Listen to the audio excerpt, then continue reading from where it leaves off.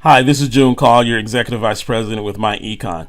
In this training, I'm going to teach you the thought process of teaching the W-4. So I'm going to teach you how to teach the W-4. So what we're going to do is there's going to be a couple of different documents that you need to get started with this training. The first thing that you want to do is you want to go to your back office, your myEcon back office. You want to download document 501, which is the Common Tax Deductions Info Packet. So go ahead and download that. Once you download that, that's what I have here. You're going to see this document here. It says Common Tax Deductions Quick Info Packet. Make sure you print that out for the person that you are doing the training with. The first thing you want to do is you want to have them read this letter from the Internal Revenue Service. It's called Big Refund, Big Tax Bill, and it was updated April 29th, 2005. Let's read that. First, some refund facts. Federal tax refunds to individuals totaled more than $215 billion last year. More than 101 million taxpayers got refunds. That's 80%. The average refund was $2,126. So at this point, I asked people, did you get a refund back last year? We know that 80% of the people are going to say yes, because 80% of taxpayers get a refund. So I'm going to tell them that you're part of that 80% that's getting a refund back. The next thing that I'm going to ask is that they read the first paragraph. Where does your refund come from?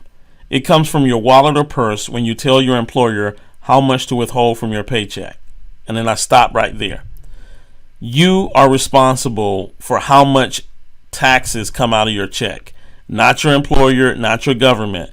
You are the one that actually tell people or tell your employer how much to pull out of your paycheck. So what we're going to do is, if you got a refund, you told your employer to pull out too much. So what we're going to do in this training is we're going to show you how to get that money back.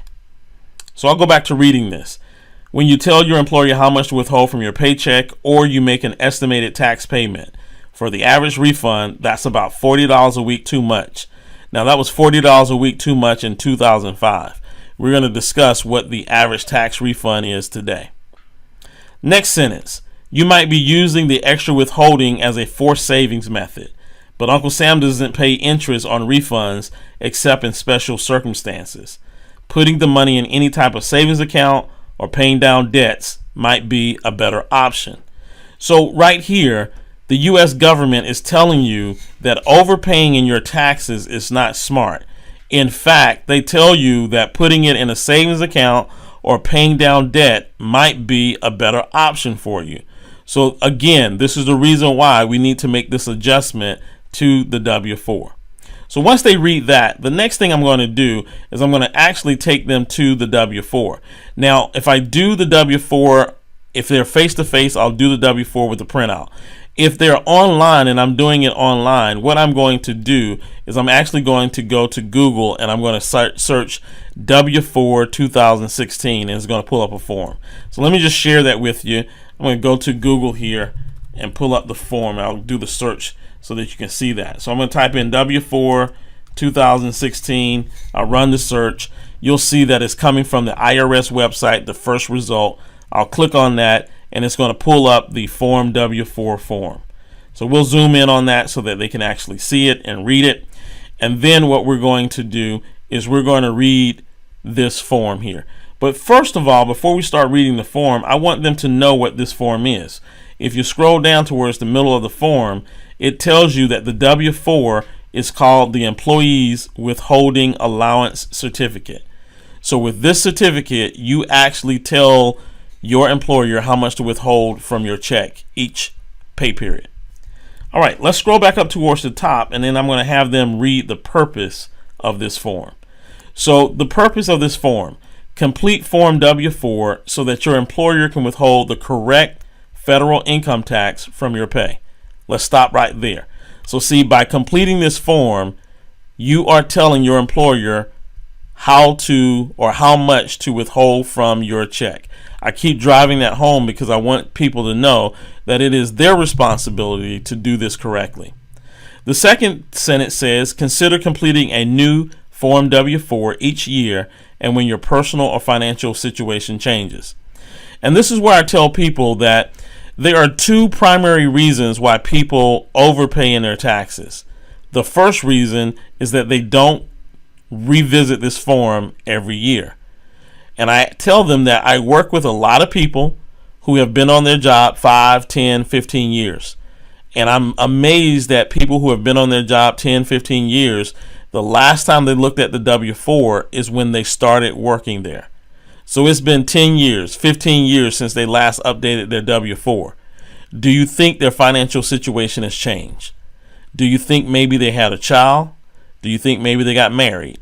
Maybe they got divorced. Maybe they bought a house. Maybe they started a business. There are many different things that can happen in that period of time that would change the numbers on your W-4. So this is one of the reasons why 80% of Americans or taxpayers have the W-4 filled out incorrectly. The second reason why most Americans have the W-4 filled out incorrectly is what we see here in the center here called Personal Allowances Worksheet. So let me give you an example of our typical family. A typical family that we're going to be talking about today is a married couple. They both work. They have 2 children. They have a combined income of $80,000 and they have child care expenses of $3,000. Now, here's the mistake that most people will make. Married couple. So they'll count themselves as 2, they'll count their children as 2, and then they'll take this W-4 form and they'll put the number 4 here because there's the husband and the wife and the 2 children, that's 4, and they'll enter 4 and they'll just keep it moving. Well, the problem with that is that 4 is an incorrect number for the W-4 in their situation. What they're doing is they're entering their exemptions, not their allowances. So again, I point out that we have personal allowances, and there's a big difference between personal allowances and exemptions. And at this time, I'll pull up the 1040 form. You guys have probably seen this. I'll have a 1040 form and I'll show them what exemptions are. Exemptions are on the 1040. Exemptions is yourself, your spouse, and your dependents. So in their case, they do have 4 exemptions. But that's not what we're asking for on the W-4 form. We're asking for allowances. So I'm going to share with them how they made that big mistake. So the first thing we're going to do is we're going to go through line A. Enter 1 for yourself if no one else can claim you as a dependent. We'll click here and put 1 there. Now the nice thing about pulling this up on the internet is that you can fill it in on your computer. But if you have the paper copy, just have them fill it out on the paper copy. Line B says enter 1 if you are single and have only 1 job. Well, in this case, this is a couple, a married couple, so they're not single and both of them have a job. So that's not a case in this example. Or enter 1 if you're married, have only 1 job, and your spouse does not work. Again, we don't fit that criteria in this example. Or your wages from a second job or your spouse's wages or the total of both are $1,500 or less. In this case, that does not fit our example, so we're going to enter 0 here because we do not qualify for any of those statements. Line C, enter 1 for your spouse, but you may choose to enter 0 if you are married and have either a working spouse or more than 1 job. Entering 0 may help you avoid having too little tax withheld. So this sometimes trips people up. An easy way of figuring this out is I ask them, did you get a refund last year? If they got a refund last year, then they did not have too little withheld. They had too much withheld. That's why they got a refund. Now, if they told me that they had to pay in taxes last year, then I might put 0 here if they had to pay in taxes. But if they did not pay in taxes and they got a refund last year, I'm going to put 1 here. So we're going to go ahead and put 1 there. Then it says enter the number of dependents other than your spouse or yourself that you will claim on your tax return. Remember, they had 2 children. So we're going to put the number 2 here in line D. Line E says enter 1 if you will file head of household on your tax return. Now, a lot of men will say that I'm head of the house, and there's no doubt that they may be head of the house, but they're not head of household as the IRS claims it here on the W-4 form. And what I typically do is I show them in the center box here the description for head of household. Generally, you can claim head of household filing status on your tax return only if you are unmarried and pay more than 50% of the cost of keeping up your home for yourself and your dependents. So in this case, if you're a single mother or a single father and you've got children that you're taking care of, you can file head of household. If you're a single person and you're taking care of an elderly parent or grandparent, there's a good chance that you can file head of household. But in this case, with our couple who are married with 2 children, they cannot file head of household. So we're going to put 0 in box E. Box F, or line F, enter 1 if you have at least $2,000 of child or dependent care expenses. So we're going to put 1 there because we have $3,000 of child care. Now we're going to go to the child tax credit. Child tax credit says if your total income will be less than $70,000 or $100,000 if married. So if this person was single and they made less than $70,000, this would qualify them. If they are married and they make less than $100,000, they would be qualified. So in our case, our couple is qualified. It says enter 2 for each eligible child. So we have 2 children. So 2 for each eligible child is 4. 2 times 2 is 4. But then it says then less 1 if you have 2 to 4 eligible children, or less 2 if you have 5 or more eligible children.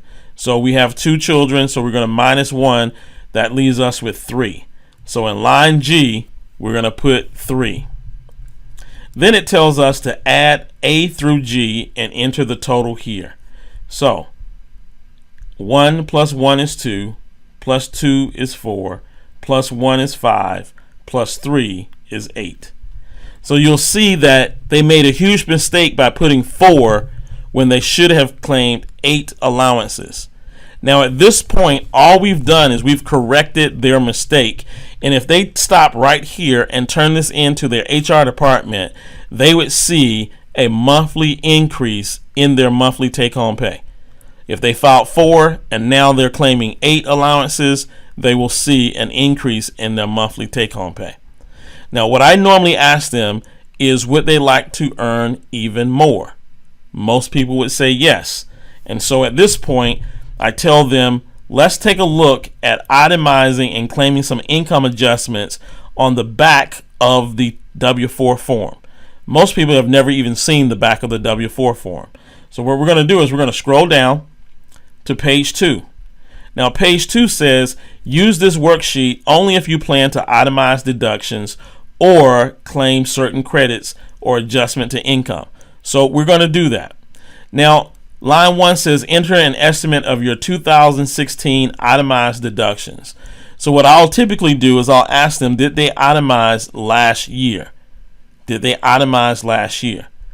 Many of them will say yes or no.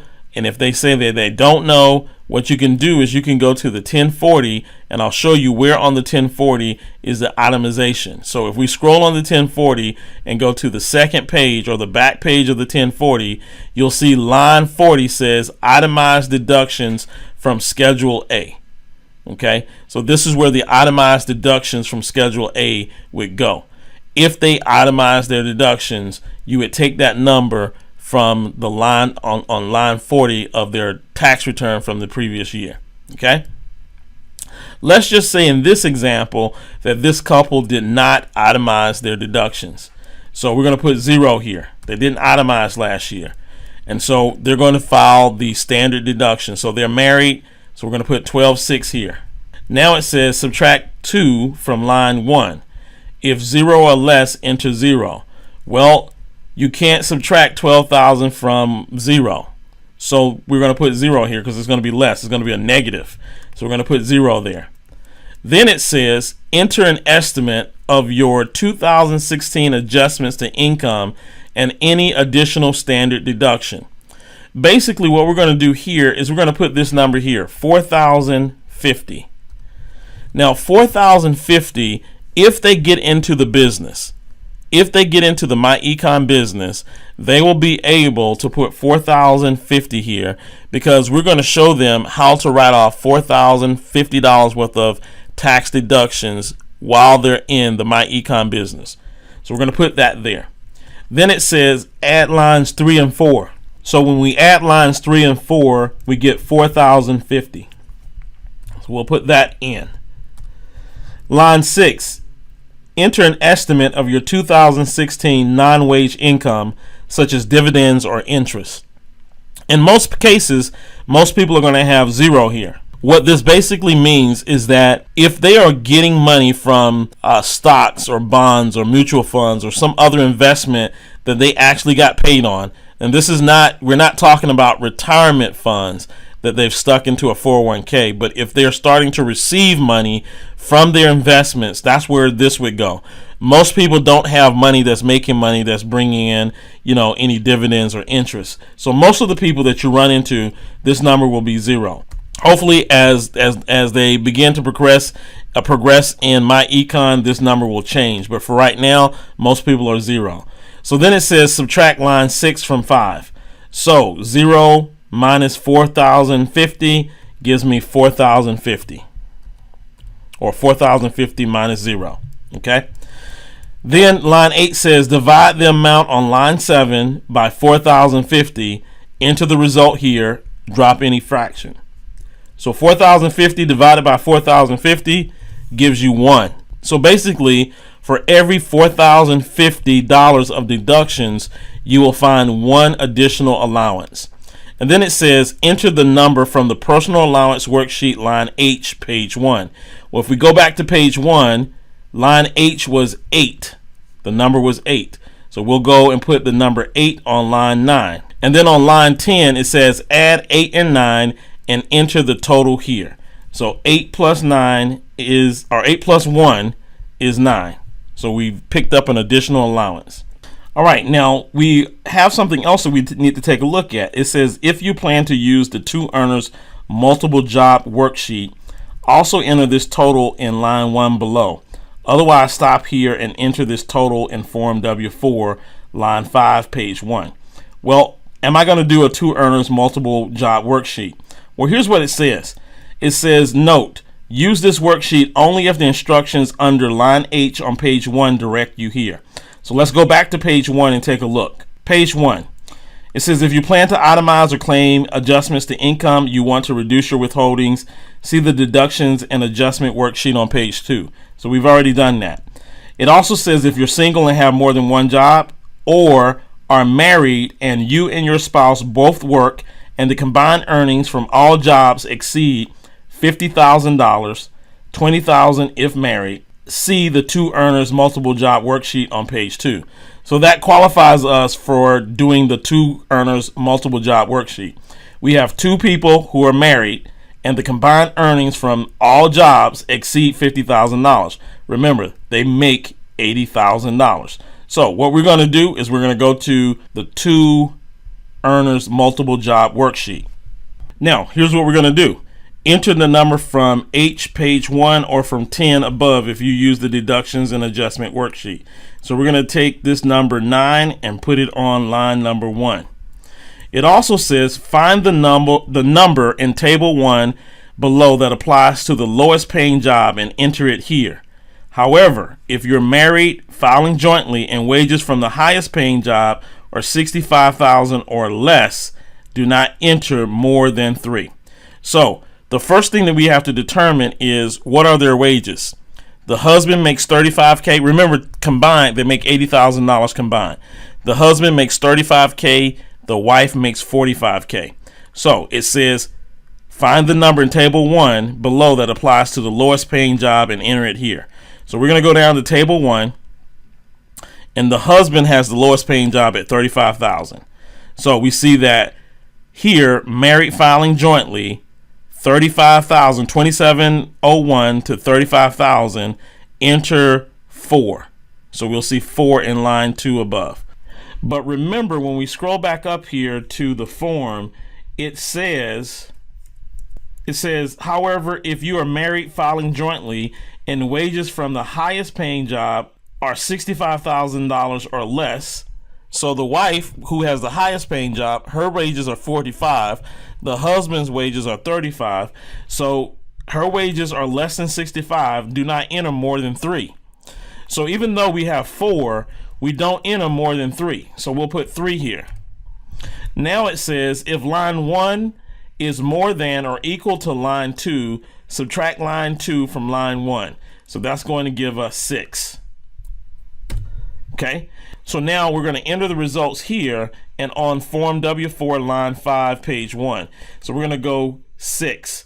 So we ended out with 9, but once we did the 2 income earners worksheet, we got 6. That's still 2 more allowances than they had before. So they're still going to see an increase in their pay. Now I want to go back here and just make sure you guys understood that. So remember, the husband is making $35,000, the wife is making $45,000. So we're going to use the husband's $35,000 because that's the lowest paying job. We're going to go get that number. But it says if the highest paying job is less than $65,000, which it is, do not enter more than 3. So remember, we went down, we saw $35,000. Next to $35,000 was the number 4, but the wife income was less than 45, so we're going to just put 3 there, and we end up with 3 minus 9 equals 6. So we'll go to the front of that page and put 6 there. So hopefully you got that. That was extremely important for you to understand, and just read the instructions. It's pretty simple when it comes to filling out the W4. If you have any questions, send your questions to June at junecollier.com, or get in contact with your upline, your sponsor, to ask any questions that you need clarification on.